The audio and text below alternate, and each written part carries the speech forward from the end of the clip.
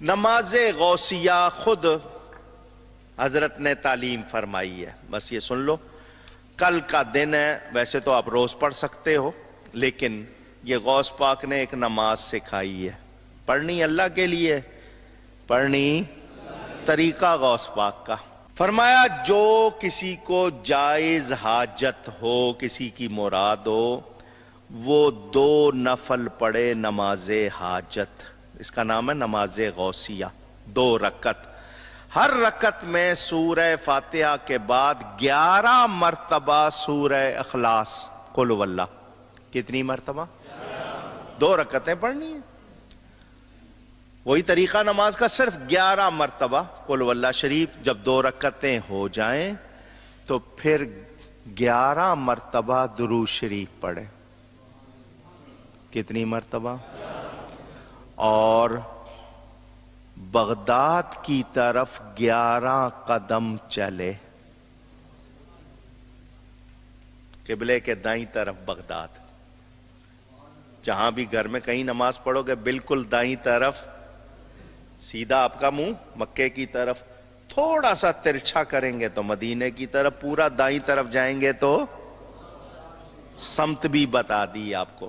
11 قدم چلے بغداد کی طرف، میرا نام پکارے، یا شیخ سید عبد القادر جیلانی شیئا للہ، اپنی حاجت بیان کرے، مجھے اللہ پر یقین ہے اللہ اس کی حاجت پوری کر دے گا۔ یہ نماز غوثیہ کون سی نماز ہے؟ اسے صلاۃ الاسرار بھی کہتے ہیں۔ قرآن و حدیث میں اس کا وجود کہاں ہے؟ قرآن و حدیث میں دور دور تک اس کا وجود کہیں بھی نہیں ہے۔ صحیح۔ یہ بزرگوں سے پوچھ پوچھ کے چیزیں لکھی گئی ہیں اور بزرگوں کے ماننے والوں نے آگے ٹرانسفر کی ہیں۔ اس کے نام سے یہ اندازہ لگا لیں، یعنی نماز غوثیہ، شیخ عبد القادر جیلانی رحمہ اللہ تعالی، المتوفی 571 ہجری، یہ ان کی طرف منسوب ایک نماز ہے۔ وہ کہتے ہیں تصوف کے اندر غوث ہوتے ہیں، قطب ہوتے ہیں، ابدال ہوتے ہیں، تو وہ شیخ عبد القادر جیلانی کے بارے میں ان کا عقیدہ ہے کہ یہ غوث ہیں، تو ان کی طرف ایک منسوب نماز ہے۔ اور یہ ایسا بھی نہیں ہے کہ نماز انہوں نے تعلیم کی ہو، ان کے ماننے والوں نے ان کی طرف ایک نماز منسوب کر دی، جس طرح کرسچنز نے حضرت عیسیٰ علیہ السلام کی طرف کئی ایک چیزیں منسوب کر دی ہوئی ہیں۔ تو جس نماز کا نام ہی نماز غوثیہ ہو، یعنی نبی علیہ السلام کے 550 سال بعد ایک شخص آتا ہے اور اس کے نام کے ساتھ نماز منسوب ہے، تو میرے بھائی قرآن و سنت میں اس کا وجود کہاں سے ہوگا؟ اس کی پیدائش سے بھی 500 سال پہلے قرآن و سنت کنکلوڈ ہو کے الیوم اکملت لکم دینکم واتممت علیکم نعمتی ورضیت لکم الاسلام دینا، آج کے دن ہم نے تمہارا دین تمہارے لیے مکمل کر دیا، اپنی نعمت تم پر تمام کی اور اسلام کو ایز اے ریلیجن تمہارے لیے پسند کیا، وہ تو کنکلوڈ ہو چکا ہوا تھا۔ تو ظاہر ہے کہ نماز صدیقیہ، نماز فاروقیہ، نماز عثمانیہ اور نماز علویہ بھی کوئی نہیں ہے، تو نماز غوثیہ کا تو پھر کوئی وجود ہی نہیں ہے۔ ٹھیک ہے، جو بندہ ہی 500 سال بعد آ رہا ہے اس کے ساتھ چیزیں منسوب کی ہیں۔ یہ وہی کتاب ہے بہجت الاسرار، ایک کتاب ہے، تو اسی میں وہ شیخ عبد القادر جیلانی کا وہ واقعہ بھی لکھا ہوا ہے، وہ لوٹا موو کرنے والا، جو ہمارا پچھلے دنوں کلپ بھی چڑھا ہوا ہے۔ تو اتنے مزے کا خیز ہیں کہ پھر ہم اس طرف چل پڑیں گے، اور کافی ایک عجیب و غریب واقعات لکھے ہوئے ہیں۔ یہ وہی کتاب ہے، اسی سے یہ صلاۃ الاسرار، بڑی یعنی رازوں والی نماز، صلاۃ الغوثیہ بھی کہتے ہیں۔ یہ شاہ عبداللہ محدث دہلوی صاحب بھی یہ نماز بیان کرتے رہے ہیں۔ میں اس نماز کا طریقہ آپ کو بتاتا ہوں، صرف چونکہ آپ لوگوں نے پوچھ لیا تو آپ اندازہ کریں کہ یہ نماز نہیں ہے، یہ تو شیطنت ہے۔ یہ نماز غوثیہ نہیں ہے، یہ نماز شیطانیہ ہے۔ یعنی شیطان نے ان کو تعلیم کی ہے کہ جس میں آپ غیر اللہ کو دخل دے دیتے ہیں۔ یہ ہمارا جو ریسرچ پیپر ہے نا، دعا صرف اللہ ہی سے، ریسرچ پیپر نمبر 3، اس میں نماز غوثیہ کا سنت طریقہ لکھا ہوا ہے۔ کہتے ہیں نا 11ویں شریف دینے کا سنت طریقہ، تو 11ویں شریف خود ہی بیچاری باہر ہے سنت سے، تو طریقہ کہاں سے سنت ہونا ہے؟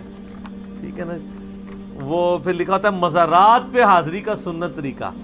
مزار تو ہوتے ہی نہیں تھے نبی الاسلام کے مبارک زمانے میں، قبریں تھیں. تو یہ بھی ہے جناب نماز غوثیہ کا سنت طریقہ انورٹڈ کاماز میں سنیں. اس کے پیج نمبر 4 پہ میں نے نقل کیا ہے. یہ فضائل سنت میں بھی لکھا ہوا ہے الیاس قادری صاحب نے، اور بہار شریعت میں احمد بریلوی صاحب کے جو خلیفہ خاص ہیں مفتی امجد علی صاحب، بہار شریعت فقہ حنفی کی انسائکلوپیڈیا، اس میں نماز غوثیہ کا طریقہ نفلی نمازوں میں لکھا ہوا ہے. وہ کہتے ہیں جس طرح صلاۃ الحاجات، صلاۃ التسبیح یہ سنت نمازیں ہیں، تہجد کی نماز، اشراق کی نماز، چاش کی نماز، اس میں انہوں نے ساتھ یہ بھی لکھی ہے بزرگوں کی نماز بھی، اور اس کا طریقہ لکھا ہوا ہے. لکھتے ہیں کہ حاجت پوری ہونے کے لیے صلاۃ الاسرار بھی نہایت ہی مؤثر ہے. اسے نماز غوثیہ بھی کہتے ہیں. اس کی ترکیب یہ ہے کہ بعد از نماز مغرب سنت پڑھ کر 2 رکعت نفل پڑھے، اور بہتر یہ ہے کہ الحمد کے بعد ہر رکعت میں 11 بار قل شریف پڑھے، کیونکہ اس تو بعد شرک بہت بڑا کرنا ہے، تو پہلے ہی بڑی بڑی توحید دا جڑا سٹوریج کر لوے. ٹھیک ہے، زیادہ سی توحید اکٹھی کر لے انورٹڈ کاما میں.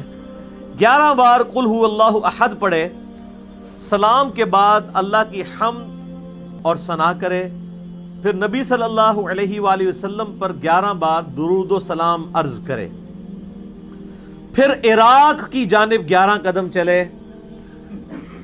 یعنی پہلے قبلہ تھا خانہ کعبہ شریف، اب تھوڑا سا رائٹ پہ ہو جائے تو عراق کی طرف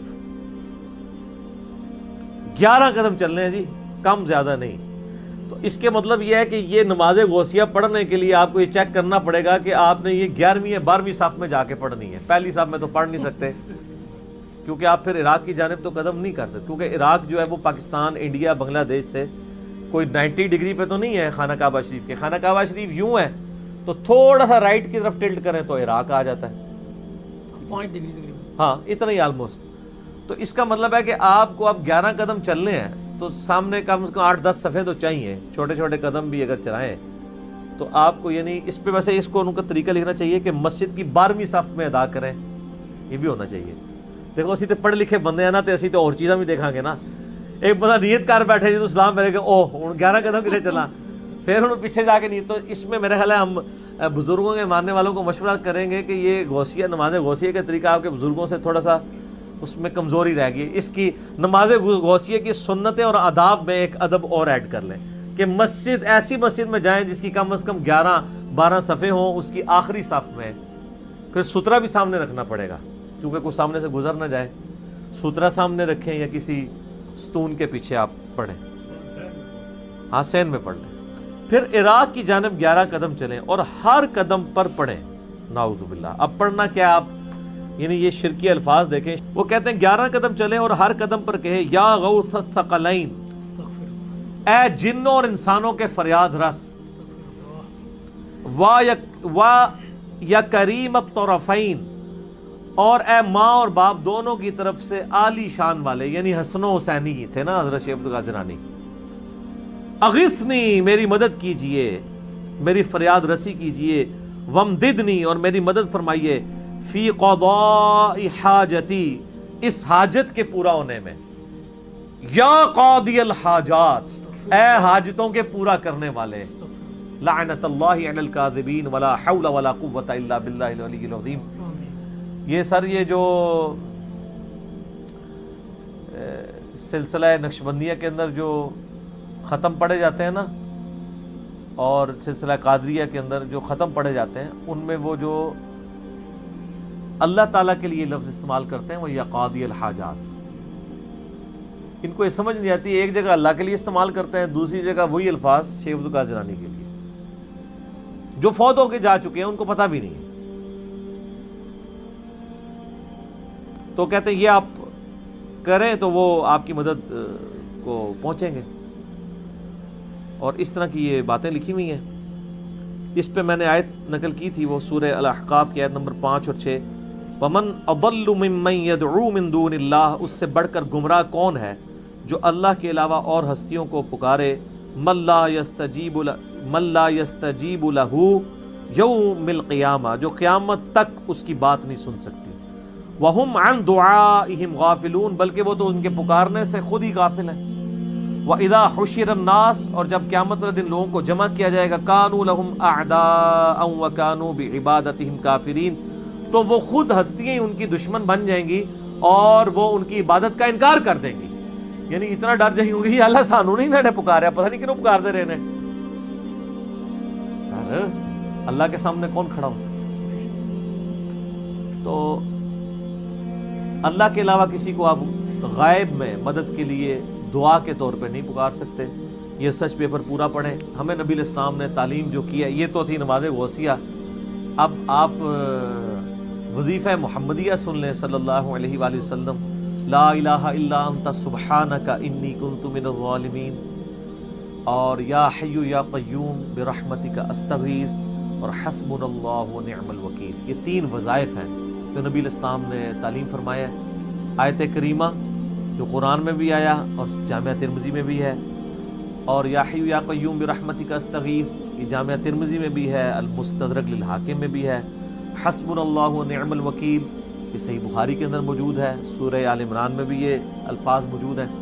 میرا یوٹیوب پہ ایک کلپ ہے، مور دین 1 ملین لوگ دیکھ چکے ہیں، مصیبت اور پریشانی سے بچنے کے 3 سنت وظائف، وہ یہی میں نے وظائف بتائے ہیں، باقی جسے شوق ہے تو وہ دیکھے۔ اور نماز غوثیہ جن لوگوں نے پڑھی ہوئی ہے، اللہ تعالیٰ ان کو معاف کرے، وہ توبہ کریں فوراً سے پہلے اور اللہ کی طرف رجوع لائیں۔ شیخ عبدالقادر جیلانی نے کہیں یہ تعلیم نہیں فرمایا، بزرگوں نے لکھی ہیں، بزرگ اپنے اعمال کے خود جواب دیں، ہمارا کوئی بزرگوں کے ساتھ لینا دینا نہیں ہے۔ ہم اسی لیے کہتے ہیں جس طرح اتنے خداؤں کی جگہ ایک خدا کو مان لیں تو زندگی سکون میں آ جائے گی، اسی طریقے سے سارے بزرگوں سے اعلان برات کر کے ایک بزرگ امام اعظم سیدنا و مولانا محمد الرسول اللہ صلی اللہ علیہ وآلہ وسلم کو اپنا رہبر مان لیں تو ساری مصیبتوں سے جان چھوٹ جائے گی۔ ٹھیک ہوگا جی؟ اگر آپ نے اب